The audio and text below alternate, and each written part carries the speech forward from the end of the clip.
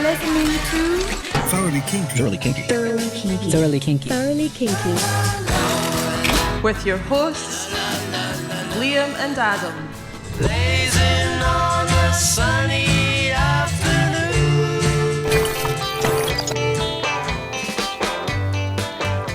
Hello and welcome to a new episode of Thoroughly Kinky. Yeah. Hi Adam, how are you doing? Yeah, not bad. Yeah. Which Kinks release are we looking at this episode, Adam? We're going to call it Kwyet Kinks episode, but that's the EP they released mid-year in 1965. But they also released 3 singles around the same era. Incredible speed at this point. Yeah, and just to look at the big picture for a minute, we're 4 episodes in, but we're still only midway through the second year of the band. Yeah. We're going to not look at Kwyet Kinks straight away. We're going to look at some of the singles that came out around the same time. And we're basically going by the CD order of the Kinda Kinks release. Okay, so last episode we finished off with the final track of the original Kinda Kinks LP. Yeah. And we're continuing on to the 13th track. This one's called Everybody's Gonna Be Happy.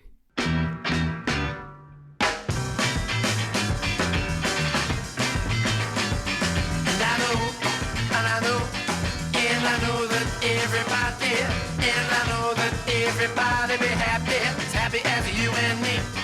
'Cause I know. Come on, baby, let me tell ya all the things I wanna say. Come on, baby, let me tell ya all the things I wanna say. And everybody's gonna be happy, which means you and me, my love. Everybody's gonna be happy, which means you and me, my love. And I know. I really like this one, Adam. It's sort of happy, clappy. It's got this nice sort of 2-chord shuffle going on. What's kind of different, it's kind of more of a groove record, I would say, than the first 3 hits, which are more riff-based. More rhythm going on than riff. I hear that. Apparently, this only came out recently in Dave Davies' second autobiography. It wasn't really a Ray-driven composition. The riff was written by the bass player, Peter Quaife, and they kind of built it up from that. And it does sound like that. It sounds like it's a groove band record first. Yeah, it definitely sounds like a jam. Yeah, and I think that also comes through in the fact that the lyric is quite banal. But the real lyric is just kind of happy, clappy. It's literally called Everybody's Gonna Be Happy. Right, it definitely sounds like it sort of grew out of these 2 chords here. B7, F sharp 7th. Yeah. But I like it. It makes my hips move. Right, yeah, no, I think it's hugely danceable. I think they get the groove in the pocket. It's a really sort of tight groove with a really good bass line, which is driven by. This was their 4th kind of hit single, but it bombed quite badly compared to the first 3. It only got to number 17. Ah. Whereas You Really Got Me, All Day and All the Night, and Tired of Waiting For You all hit either the number 1 or 2. So by their standards, by this point, this was fumbling the ball, you know. Putting it next to those 3, it definitely seems like a step down. It was worrying for them because if you look at the way the Beatles went, they just got bigger and bigger until they just had number 1s. And then the Rolling Stones, they just got bigger and bigger until they always had at least top 5 hits. But this is a weird fumble because the Kinks had 3 huge hits in a row, and then the 4th one is kind of like, meh. And it was immediately dropped from their set list. They've never played it ever since. It's kind of been quietly forgotten about, you know. Okay, I see it. This is a bit of an odd one out, especially in terms of those singles you mentioned. Let's move on to the next track on the CD release of Kinda Kinks. What is it, Adam?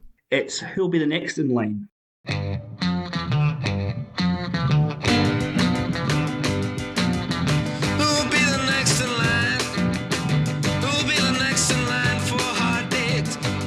Same mistakes I made over you. Who'll be the next in line? Who'll be the next in line for you? Who'll be the next in line? Who'll be the next to watch your love fade? All your affections finally fade away. There'll be no use inside. Who'll be the next in line? We put up a dichotomy before, rhythm-based songs and riff-based songs. This definitely feels more like a riff-based song. Yeah. You got this walking bass. 12-bar blues, essentially. Yeah, I like this. I don't love it. It's it was actually in the US, because Everybody's Going to Be So Happy flopped so badly. they flipped it over, and this was the A-side in the US. This was the A-side? Yeah. I mean, I would not have picked this out in a lineup as being an A-side track. Yeah, and it was a minor hit in the US. I don't know. I don't have that much to say about it. I think it complements the A-side well, or the other side of the disc.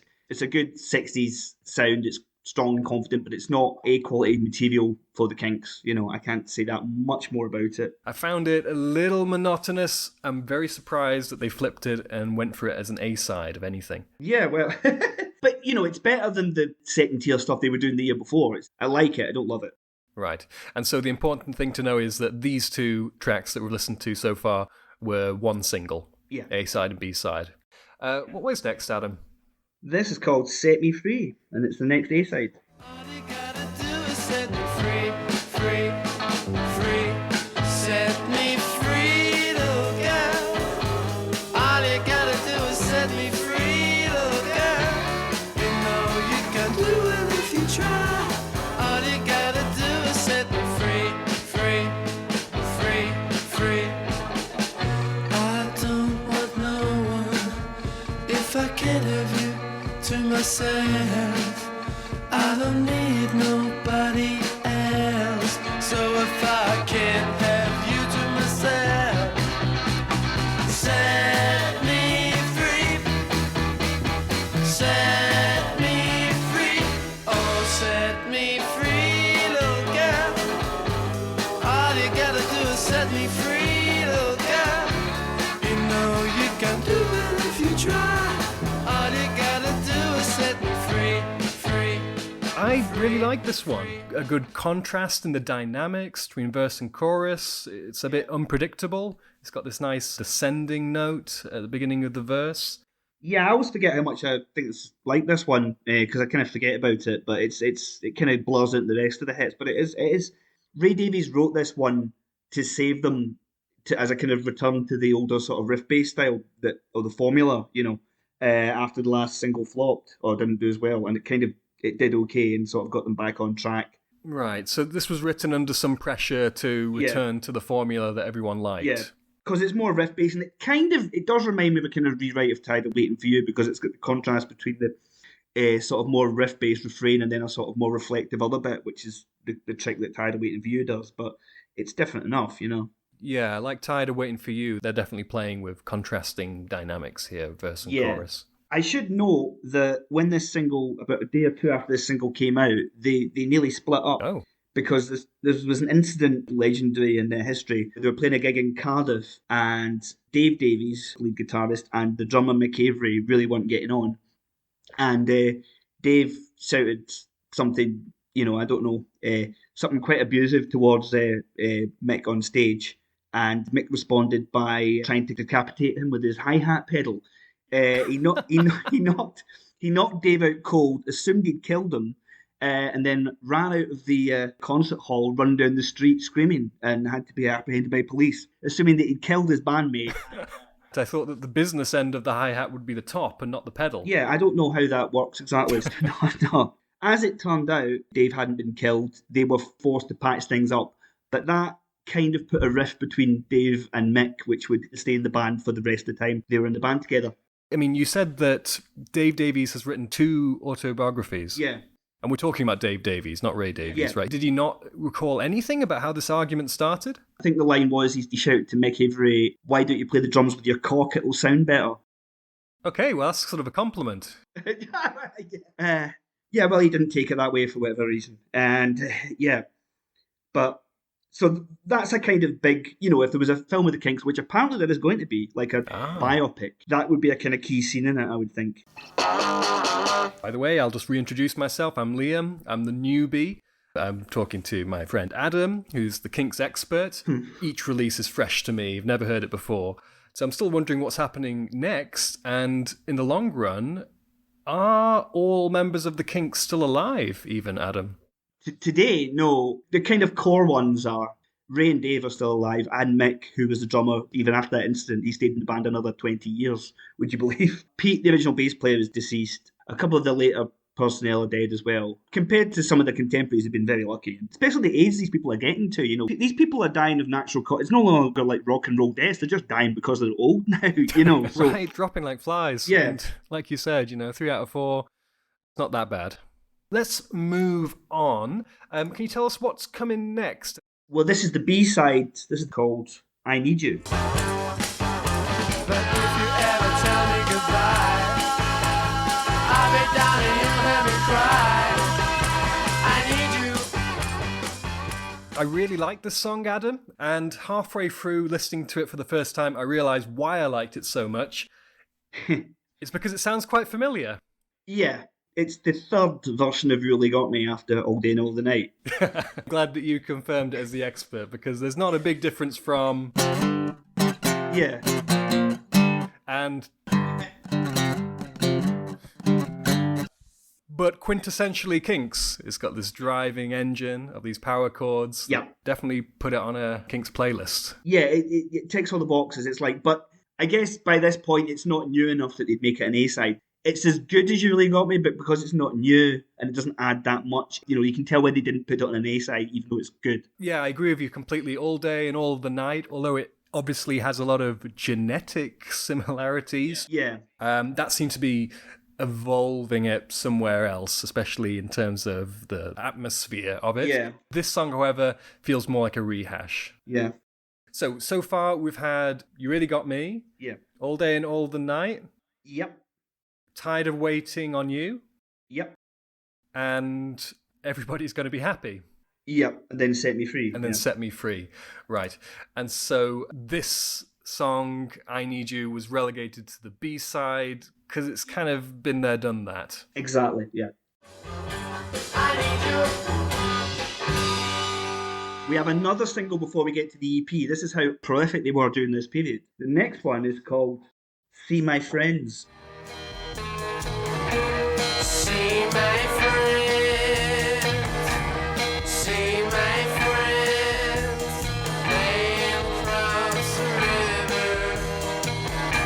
See my friends, see my friends, playing across the river. She is gone, she is gone, and now there's no one left except my friend.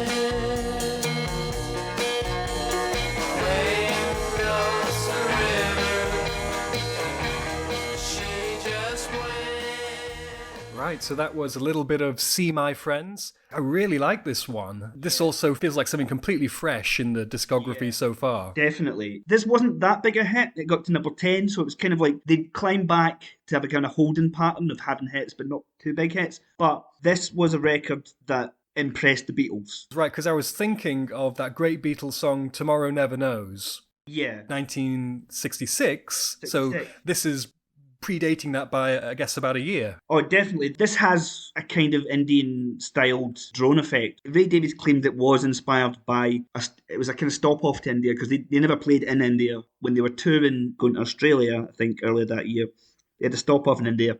And during that time, he claims to have observed Indian fishermen singing in unison in a kind of droning kind of way similar to this, and that's what inspired the song. They were travelling at this point. They kind of did a world tour in '65, Right. when they did America and Australia. We haven't mentioned any other nations except for the USA and Britain so far, so they did have a worldwide following at this point. Yeah, they played most of the European territories. They played Australia, English speaking in Europe. That's similar to what the Beatles' '64 World Tour was like. It was very much patterned after that, in fact, I think, the Kinks '65 World Tour.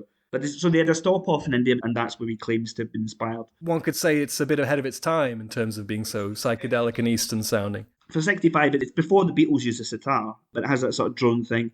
And also the lyrics quite strangely non-specific. It's not saying, I need you, I'm happy or something. It's quite oddly elusive, isn't it? It's got this sense of loss to it. Yeah, it's an imperative. See my friends playing across the river. Yeah, it sounds kind of weirdly haunting, and it's the fact it's not explained and it's not obvious what this guy wants makes it more haunting in a way, which, probably accounts for it not being a massive hit, but also being a reasonable hit. And this was the one that apparently this is the record that apparently Paul McCartney grabbed Dave Davies in a club after this came out and said, "You bastards, we should have made that first." Ah, right, okay. So it's on the record that they listened to it at the time, and voila, a year later.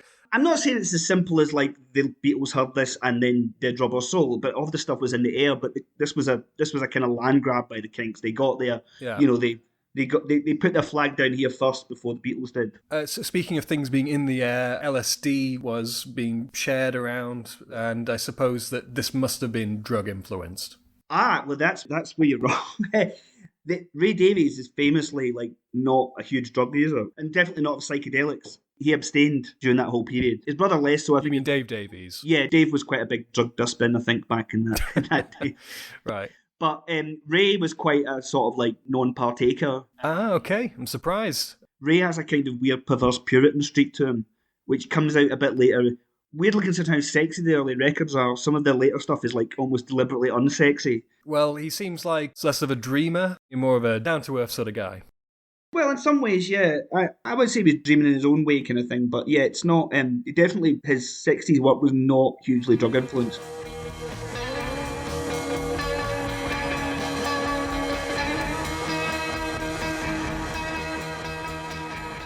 So this next track we're going to listen to, is this the B-side of See My Friends? It is indeed, yeah. Never met a girl like you before.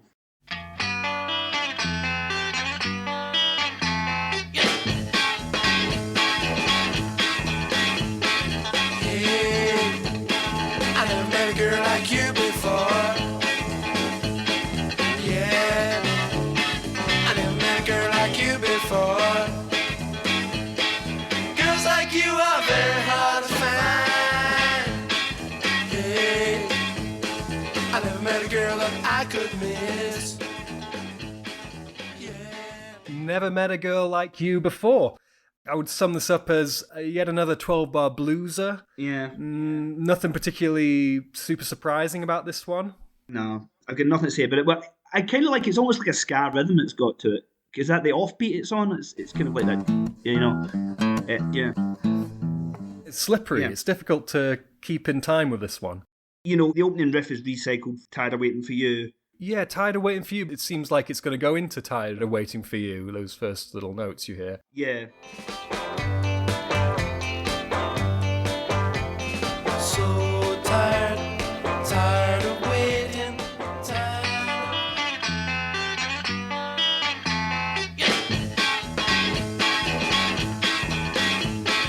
Hey, I never met a girl like you before.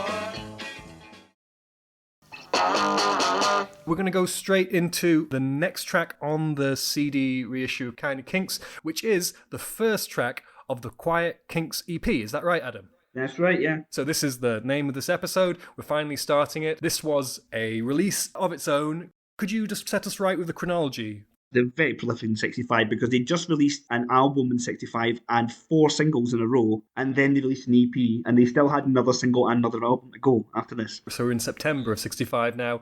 Kwyet Kinks comes out. Yeah, it's called Kwyet Kinks, which is a really bad pun on the word quiet, because it's supposed to be their kind of folk EP. When I first saw this, I wasn't sure to pronounce it, and I kind of thought it was like, Kwyet. Yeah, no, Kwyet Kinks. Which posh it's voices not of it. very clear. Yeah. Kwyet Kinks. That would be better, but I suspect that's not what it is, but I hope that's what it is. But I think it was a poor pun on the word quiet, because it's like, we're going folky, because folk was big in 65. But a pun normally has two meanings, and Kwyet is just a misspelling of quiet. Yeah, I don't know, it's a wordplay. It's barely even wordplay, is it? I don't know. I think we're putting much more thought into this than whoever named it put into it. The cover of this EP has them looking quite gentlemanly, Yeah. wearing some very nice tailored suits. They're hunting jackets. That was their sort of stage uniform at the time. But it's a great look. I really like this cover. It's probably my favourite cover of theirs so far. My copy doesn't have the cover, but it's an original vinyl, and it's signed by Mick Avery. Ah. And I met him in 2007, and he signed it. Adam is showing me his original vinyl release of Kwyet Kinks. This was an EP that was supposed to showcase their softer side, and it kind of did, but it was very successful. As successful as a single would be. It topped the UK EP charts for several weeks. The only other EP they'd released was Kink Size, which was really bad. In comparison, it was really poor stuff, whereas this contained some good stuff, this EP. It punched above its weight. Definitely, yeah. So we've introduced it. This is Kwyet Kinks, track 1. What is it, Adam? Wait till the summer comes along, I believe. Wait till the summer comes along. Let's have a listen. If the summer comes my way, will I find someone to take the place of prey? But I'll wait till the summer comes along. Dear Lord, tell me what that I've done wrong. Can it be that you never wanted to break some poor mortal's heart? Please, oh please, let it be. I know my summer never comes. I just love that jangly sound, sort of like birds-like sound. Yeah. I think the folk influences are really obvious here, and I really like that melding, the Kinks sound with that more classic folky sound. Yeah, it does remind me a lot of stuff, but like the Birds or Love and Spoonful or even Simon and Garfunkel a lot, that sort of stuff. I should say right now this is a Dave song. Ah, really? Okay. There's not many Dave songs, right? No, he's got a sort of George Harrison-sized presence on the records, really. Maybe 1 or 2 tracks an album or something. But he gets to open this EP, yeah. Yeah, I just really like this. I think it's got great lyrics. It's a bit unpredictable. You're not sure where it's going to go with the melody. It feels like it comes from the heart for that reason, because it's not just verse, chorus, middle eight, chorus. Yeah, as you'll see later on, his songs do tend to have quite a meandering, strange structure sometimes, so that's kind of typical of his writing style. Yeah, meandering, and with the quality of the lyrics, it really feels like a train of thought. Yeah, totally. He was quite a troubled guy because even though he was so young, he was only 17 or 18, I don't know if this song specifically was about this, but the thing that played heavily in his mind was the fact that he had, as a schoolboy, got a girl pregnant, and their families had conspired, because he'd got her in the family way, to bring the child up away from him and that he would have no contact with her. Was this all pre-fame? This was all pre-fame. He was like 15 when this happened or something, This kind of weighed heavily in his mind, the fact he had a child he'd never met, essentially. And some of the later songs he writes are very obviously about that. I'm not sure about this one, but it kind of has that troubled kind of thinking things over in your mind kind of thing. Oh, yeah, absolutely. When you tell me that, which is new information for me, these lyrics like, "Dear Lord, have I done so much wrong?" definitely speaks to a guilty conscience. Definitely, yeah. So, great opening track. Really one of my favourite tracks I've heard so far.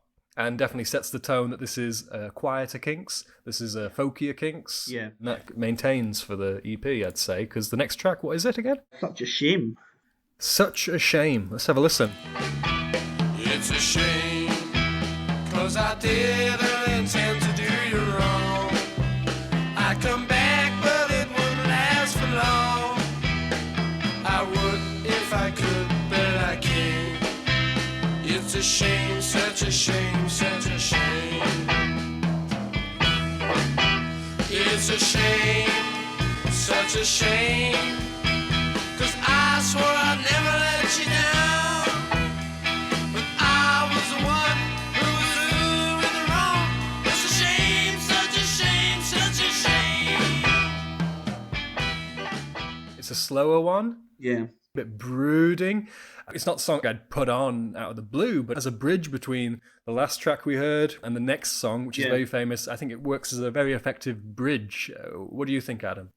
Yeah, I like this one. Some people find it a bit repetitive and it kind of hammers the point home, but I think, I think it really, really evokes regret, and it's the sound of hitting your head against the wall because something can't be made right, and it evokes that really well. It's a great song to exercise those kind of demons. Right, yeah. That hard way they hit the ding, ding, ding, ding, it just sounds like someone slapping themselves or something, Right, yeah, and then back to the beginning. I think it hits that mood really well, and it works very well as a bridge to the next song, which is one of their most famous songs. A Well-Respected Man. 'Cause he gets up in the morning and he goes to work at 9, and he comes back home at 5:30, gets the same train every time. 'Cause his world is built on punctuality, it never fails. And he's all so good, and he's all so fine. his body and his mind. He's a well-respected man about town, doing the best things so conservatively. And his mother goes to meetings while his father pulls a maid, and she stirs the tea with counsellors while discussing foreign trade. And she passes looks as well as bills at every suave young man, 'cause he's all so good and he's all so fine. That was A Well-Respected Man, and such an iconic song, such a famous song. Yeah. I'm worried about just stating the obvious, Adam. So can you just talk about this song and what it meant for the Kinks? I mean, it was a breakthrough lyric-wise for them to write such a lyric-focused song, you know. It's like a story in a song. Yeah, it really caught on because this EP was a big hit in the UK, and then it became one of the biggest hits in the US because it was issued as a single in its own right in the US. Right. I'm kind of surprised because it seems so English. Yeah, I don't know exactly how that happened, but it wasn't a kind of overnight hit in the US. It kind of climbed up slowly and then became big, and it kind of hit that intellectual sort of Simon and Garfunkel kind of thing. Apparently he was inspired to write it because he was on holiday in a hotel or something, and there was some posh toff there who recognised him as a pop star and wanted him to play golf with him just as a kind of prop to say, hey, I've got Ray Davies of the Kinks. Felt kind of used that way. There's definitely like a core of contempt to the lyrics. Yeah. Satirical contempt comes from a personal interaction with this kind of person. Yeah. It set him a thinking about what this person's home life might be like. Yeah. Probably says a lot about Ray Davies that he barely knew this guy, but he builds this whole song and this story about what his life might be like and probably was like from that. And I think it's very mature writing for 21. Even though it's a very basic chord progression, there's something about the kind of way that it slumps down and it kind of resolves that I always found very sort of I don't know. Yeah, in the structure of the song, it's really simple. You got this descending chord sequence you mentioned, which is C, then the B bass, then A minor. C, B bass, A minor, and then it resolves into this chord. He's a well-respected man about town. But it repeats many times before you get that resolution. I think that's what really hooks the ear, in addition to the great lyrics and the story going on. Yeah, there's something about the way that the chorus resolves, and even though he's obviously sneering at this guy, that it's almost kind of teeters and being a celebration, then pulls it back. And that's what I love the lyric, because it's kind of like, I don't like pretentious about it, but it's like something like a John Updike novel where like it's a kind of middle class or upper middle class or family, and they're all got this respectable life, but then the suggestions that your mother and father are having affairs, and it's all suggested in the lyric really brilliantly, just in a few sort of turns of phrase. And he wrote a lot of songs like this, and as good as all the later ones are, there's none that have this kind of very cool atmosphere this one has. It's kind of this ice-cold observation, and nothing else quite had the magic of this song, and it's probably why this one song has endured so much and was such a big hit at the time out of all the songs he wrote in that style. Right. We might say there's a negative theme in the discography, which is they're trying to often recreate the magic that happened in early releases and not quite escaping the rehash zone. There's definitely groups of songs, like you can group the sort of You Really Got Me songs together, and then there's the songs that come in the wake of this. There's just something very ineffably cool about this one that the others don't quite have, as good as they are. Doing the best thing so conservatively. Well, on an EP of 4 tracks, we've already had what I would say 2 absolute classics. The opening track, Wait Till the Summer Comes Along, and this one, which is famously a great Kinks song. So for me, it's already a winner. And we're going to listen to the final track now. And what is that, Adam? It's called Don't You Fret. Make a brand new pot of tea. Make my favorite kind of dish.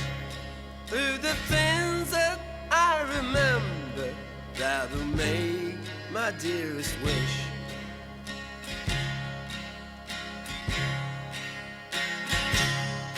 I can wait until the day I come home to you again.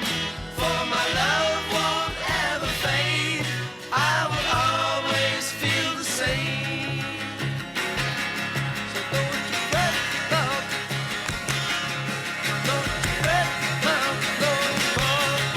Don't you fret, love, no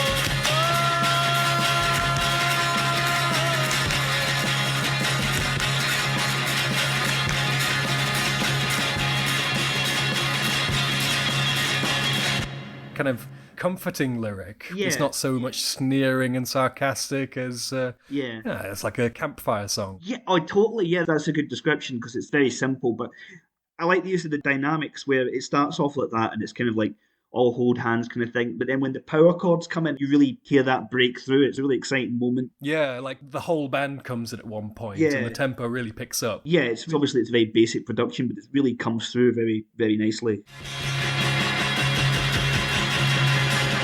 So Don't You Fret, that was the final track on the EP that we've been looking at this episode. Yeah. But the episode is not over because there's still one more track we need to look at, Adam. Can you tell me what that is and why we need to look at it? This is I Go to Sleep. This is a demo, solo Ray Davies demo recording from this era.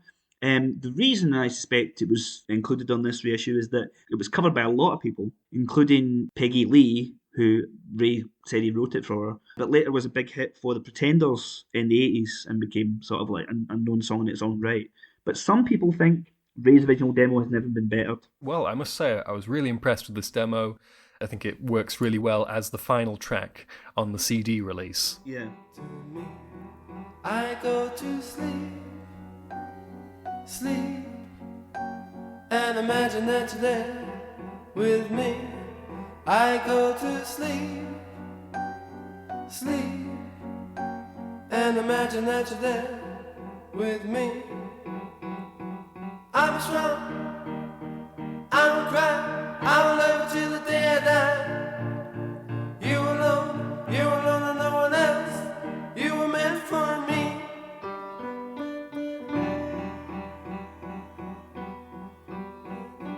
When morning comes once more, I have the loneliness you left me. Each day drags by until finally nighttime descends on me. I go to sleep, sleep, and imagine that you're there with me. I go to sleep, sleep. Gorgeous song. A bit like See My Friends. Yeah. Hinting at new territory for the band. Something dreamlike about it, I Go to Sleep. Yeah. There's some wonderful chord changes here. Very deep song, and I'm disappointed that it's not on a major release in a prominent position. Could you tell us a bit about this song? He apparently wrote this while he was waiting for his first daughter to be born. Other people just pace up and down the waiting room. You know, he had a piano. That's a time of mixed and heightened emotions. So he wrote this song to deal with that. I would say it's his Yesterday. You know, and I don't think that's too much. It's such a perfect egg of a song. It's like you can't imagine it was a strain to write it, but it's perfect. Such a pure emotion expressed so perfectly. Feels like a song you've known for a long time. Yeah, if you wrote this, you'd be like, wow, surely I just rewrote an old standard. And he didn't try to record it with the Kinks. It was just shopped around as a song. Okay, because I was saying this is new territory for the Kinks, but in fact this is just a solo Ray Davies recording. Yeah, and he never offered it to the Kinks. And it was kind of shopped around. It was recorded by Cher, I think, at the time, and also Peggy Lee, but they didn't have hits with it. I go to sleep, sleep, and imagine that you're there with me. I go to sleep, sleep, and imagine that you're there with me. I go to sleep, sleep, and imagine that you're there with me. It wasn't a hit until the early 80s when the Pretenders recorded it. Right, well it has a timeless quality, so I'm not surprised it found success in a different era. Yeah. When I look up from my pillow, I dream you are there with me. Although you are far away, I know you'll always be near to me. I go to sleep, sleep, and imagine that you're there. I Go to Sleep, a real hidden gem. Discovered a few hidden gems on this combination of EP and bonus tracks, and we're still not at the end of their second year. Yeah, we've still got the third album to go, which is The Kink Controversy. So tune in next time where we'll be covering the Kink Controversy. Until next time, stay Stay kinky. kinky. Thanks for listening to this episode of Thoroughly Kinky. If you'd like to send us an email, we'd love to hear from you. Write to us at thoroughlykinky@gmail.com. You can follow us on social media too. You'll find all the links in the description. So that's all from us. See you next time on Thoroughly Kinky. Kinky.